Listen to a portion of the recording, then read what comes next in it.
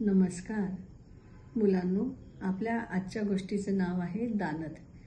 तुम्ही मोठ्या माणसांनी ही व्हॉट्सॲपवर वाचली पण असेल, पण अतिशय सुंदर आहे, तुम्हाला सांगावं असं वाटते. गाणगापूर येथील दत्त पादुका मंदिरात दर्शनासाठी गेलो होतो. मंदिरात प्रवेश करणार तोच नेहमी मंदिराच्या कोपऱ्यावर भीक मागणारी एक अंध म्हातारी दिसली.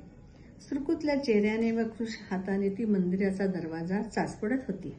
भीक मागत ही म्हातारी आज थेट इथपर्यंत आली हा विचार करून मी माझा पाऊच तिला भीक देण्यासाठी उघडला. मुद्दामच नोटांच्या कप्प्याकडे सोयीस्कर दुर्लक्ष करून चिल्लरच्या कप्प्याकडे हात घातला.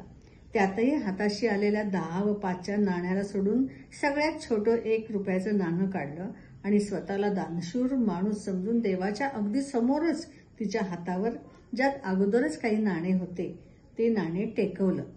म्हातारीने त्या नाण्याचा स्पर्श होताच सुखी रहा असा भरभरून आशीर्वाद दिला. 1 रुपयाच्या बदल्यात देवाच्या साक्षीने सकाळी सकाळी सुखी राहाचा आशीर्वाद मिळाल्याने मनोमन खुश होत मी दत्त दर्शनासाठी पुढे सरसावलो. बघतो तर ती म्हातारीही पुढे होत होती. मी म्हटलं, दिले की आजीबाई पैसे, अजून काय पाहिजे? म्हातारी म्हणाली, देवाला भेटायला निघाले बाळा. मी हसत बोललो, का ग, देवाकडे अजून पैसे मागायचेत का? म्हातारी म्हणाली, नाही रे, तोच तर रोज देत असतो तुमच्यासारख्यांच्या हातून. मी तिच्या उत्तराने थबकलो व माझा पूर्वीचा चेष्टेचा सूर बदलून तिला विचारले, मग काय आजी, तुला दर्शन घ्यायचे आहे का? म्हातारी हसत हसत बोलली, मला कुठे काही दिसतं रे बाबा की आज जाऊन त्याचं वेगळं दर्शन घ्यावं. तिच्या या उत्तराने मी आता पुरता भांबावलो. दरवाजाकडे परत वळलो व काहीतरी बोलायचं म्हणून बोललो, चल आजी, तुला थेट हात धरून देवापाशी घेऊन चलतो. म्हातारी म्हणाली, तू चाललाय ना आत? मी म्हटलं, हो, का ग? मग माझं एक काम करशील पोरा? मी साशंक होत, बोल, काय काम? म्हातारीने तिचा हात पुढे केला आणि बोलली, एवढं देवाला देशील? आणि तिने हाताची मूठ हळूवार उघडली. त्यात 10, 5, 2, 1 रुपयाचे नाणे होते. मी म्हटलं, हे देवाला द्यायचे? तिची परिस्थिती बघून मी आश्चर्याने बोललो. म्हातारी म्हणाली, हो. मी म्हटलं, देवाला काय करायचे तुझे पैसे? म्हातारी म्हणाली, अरे तोच तर मला देतो, मग मी नको त्याला काही द्यायला? मी म्हणालो, अगं पण देवाला नाही लागत पैसे, तो काय करेल याचं? उलटे हे तुझ्याच कामात येतील की? म्हातारी म्हणाली, माझ्यापुरते तर तो रोज देतोच की, हे त्याच्यासाठीचे आहे, त्याच्या पैशाचं काय करायचं हे त्याचं तो जाणे, तू टाक हे पेटीत, जा.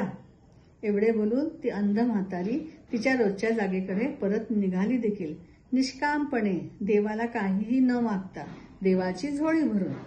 मी म्हातारीच्या खऱ्या औदार्याने भारावलेल्या अवस्थेत न कळत दत्त पादुकांपुढे उभा ठाकलो. म्हातारीने हातात टेकवलेली सर्व नाणी दानपेटीत रीती केली आणि रित्या मनाने व रिकाम्या हाताने मंदिराला प्रदक्षिणा मारून संगमाकडे परत निघालो. परतताना पुढे मंदिराच्या कोपऱ्यावर तीच अंध म्हातारी तिच्या नेहमीच्या जागेवर बसलेली दिसली, अगदी प्रसन्न, स्वतःशी हसत, काहीतरी बडबडताना. ती हातात नुकत्याच कोणीतरी दिलेल्या 50च्या नोटेला चाचपडत हसत काहीतरी पुटपुटत होती.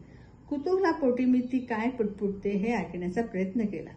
म्हातारी म्हणत होती, देवा, तुला जरा बी दम नाही बाबा, लगेच पैसे परत पाठवले. मला काय करायचे रोज एवढे?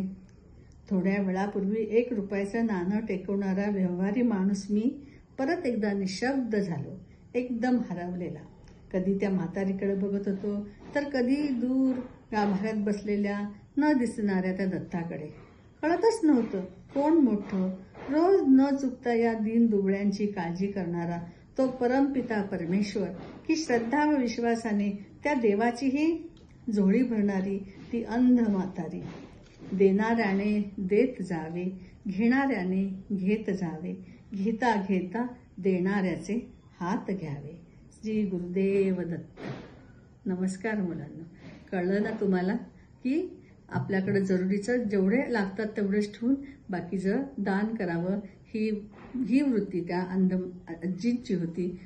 हे पाहून तुम्हाला आश्चर्य वाटलं असेल ना, पण खरोखरच ती आजी आपल्याला जीवनाचं मोठं ज्ञान देऊन गेली. ह्याच्या पुढे लक्षात राहू द्या बाळांनो.